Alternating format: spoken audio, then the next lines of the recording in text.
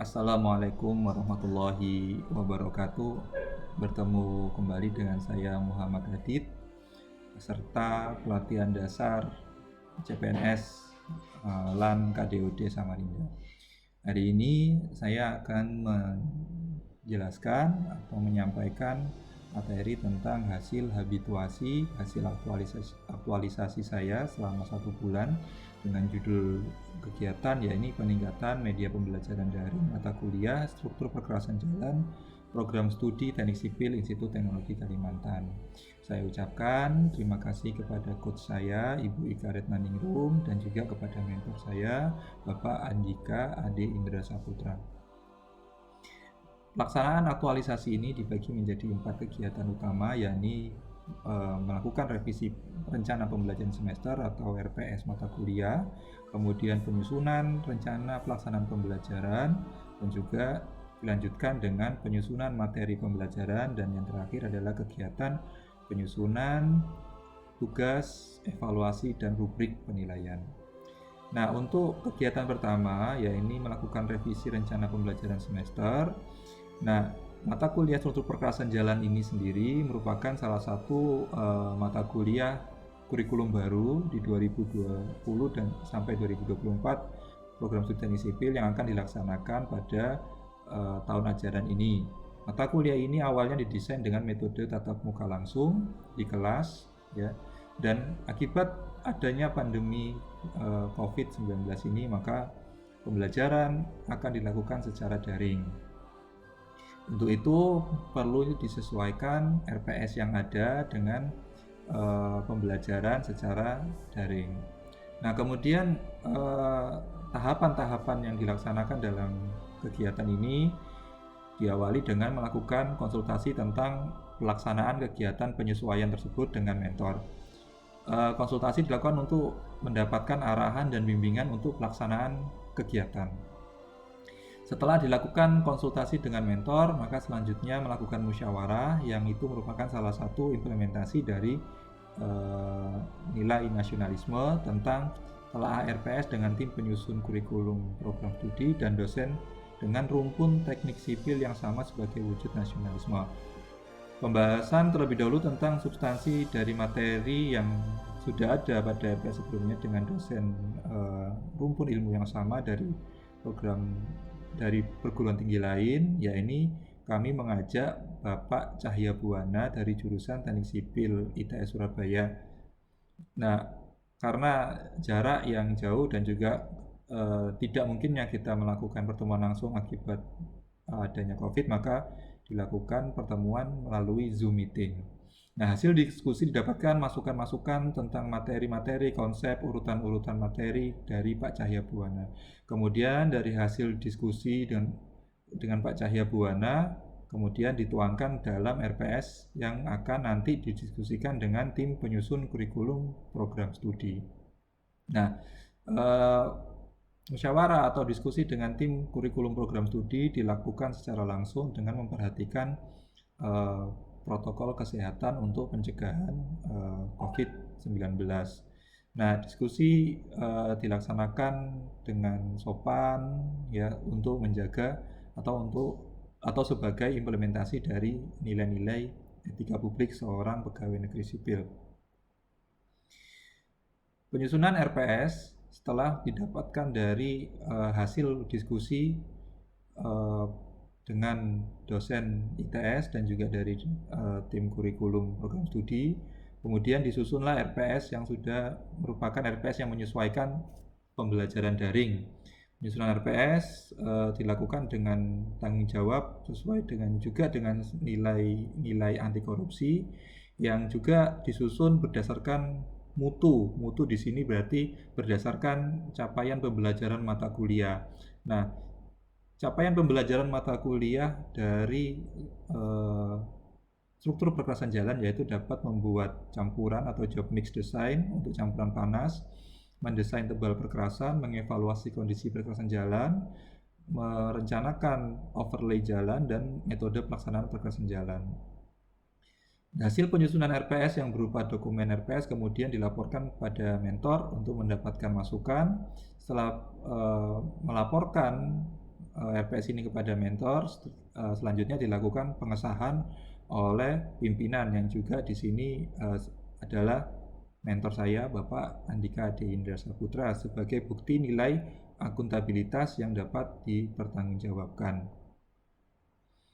Selanjutnya, setelah kegiatan pertama selesai, maka kegiatan dilanjutkan dengan penyusunan rencana pembelajaran perkuliahan atau RPP. Nah, RPP sendiri atau rencana pembelajaran perkuliahan adalah rencana alokasi waktu tiap kegiatan perkuliahan pada tiap-tiap tatap muka. Pada dokumen ini berisi pula tentang jenis kegiatan, materi yang diajarkan pada setiap tatap muka, dan alokasi waktu yang dibutuhkan untuk melakukan kegiatan tersebut. Nah, RPP mata kuliah dari struktur perkasan jalan disusun berdasarkan RPS yang telah disahkan pada kegiatan sebelumnya. Nah, kegiatan penyusunan RPP ini diawali dengan konsultasi, diskusi ya, sesuai dengan nilai-nilai nasionalisme dengan mentor untuk mendapatkan arahan selama pelaksanaan kegiatan. Diskusi juga dilakukan dengan sopan untuk menjaga etika publik. Setelah diskusi dilakukan, kemudian dilakukan penyusunan dokumen RPP. Nah, setelah melakukan diskusi dengan mentor, kemudian melakukan penyusunan RPP, penyusunan RPP ini dilakukan dengan tanggung jawab sesuai dengan nilai-nilai anti korupsi.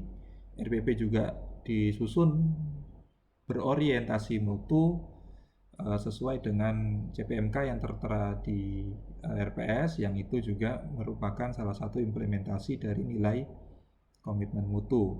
RPP disusun sejumlah pertemuan mata kuliah selama 1 semester, dan RPP yang disusun menunjukkan capaian pembelajaran yang ditargetkan dalam pertemuan, materi yang diajarkan, dan kegiatan lainnya selama perkuliahan. RPP yang telah dibuat kemudian dilaporkan kepada mentor sebagai bentuk pertanggungjawaban pelaksanaan penyusunan RPP sebagai bentuk implementasi dari nilai akuntabilitas. Dan dokumen ini nantinya akan dijadikan sebagai pedoman bagi dosen dalam melaksanakan perkuliahan pada tiap-tiap pertemuan selama 1 semester. Setelah dilakukan pelaporan sebagai bentuk pertanggungjawaban dari dokumen RPP, maka selanjutnya kita melakukan penyusunan materi pembelajaran yang nanti akan digunakan dalam pembelajaran daring.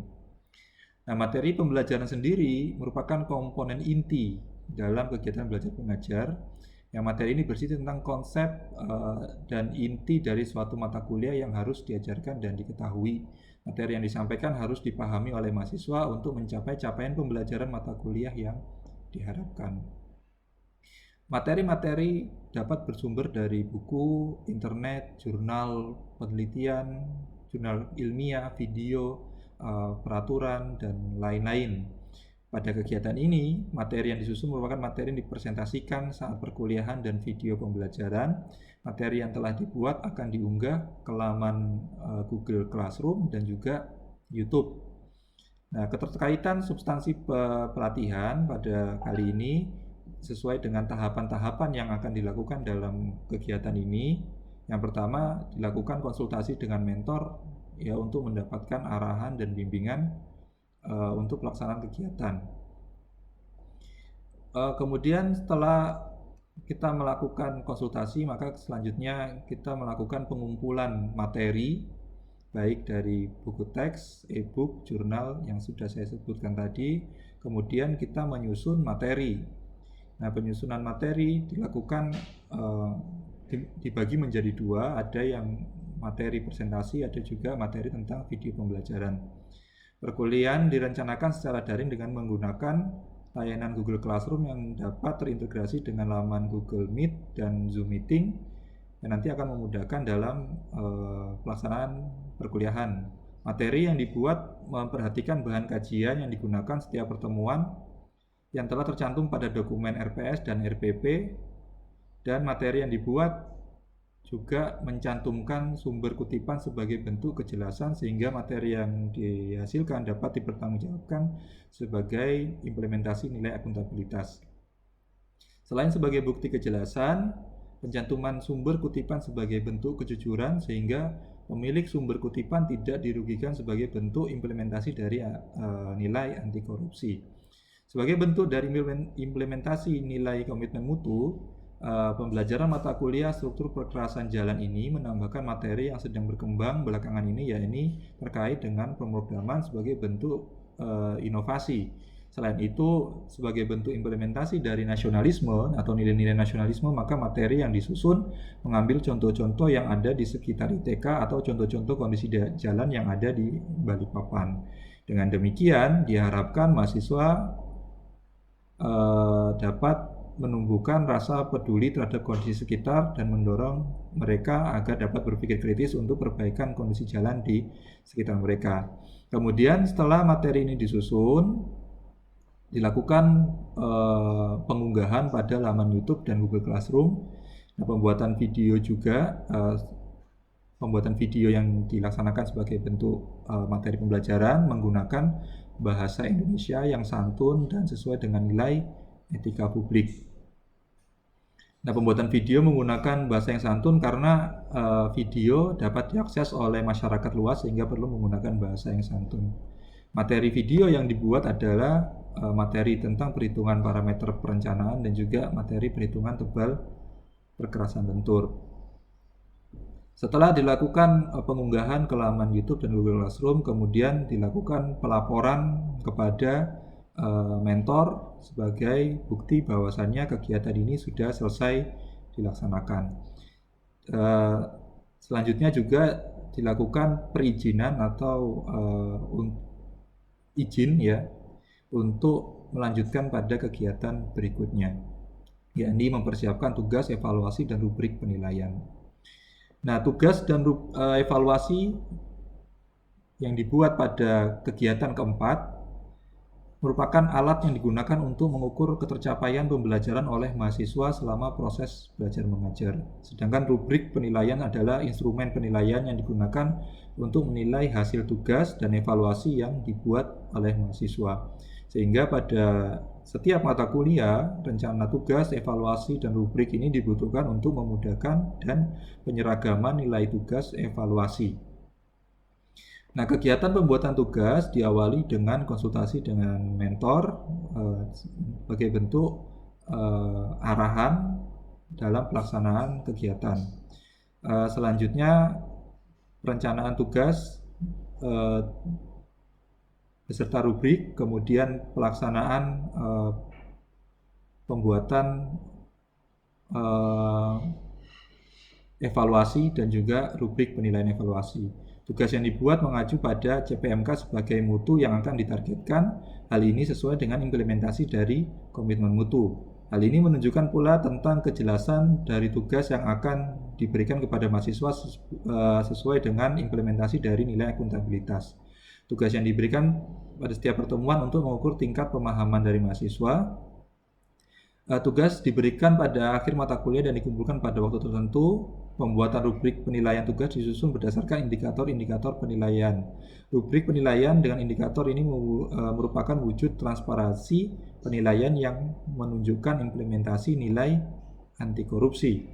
Kemudian hal serupa dilakukan pada penyusunan evaluasi dan rubrik penilaian untuk evaluasi, yakni UAS dan UTS, yang naskah evaluasi tersebut disajikan dalam bahasa Indonesia sebagai implementasi dari nilai nasionalisme.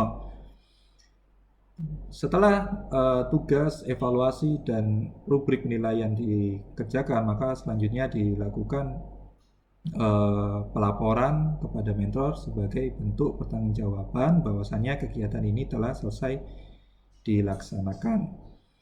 Selanjutnya, pada laporan aktualisasi ini sebagai penutup, kesimpulannya bahwasannya yang pertama,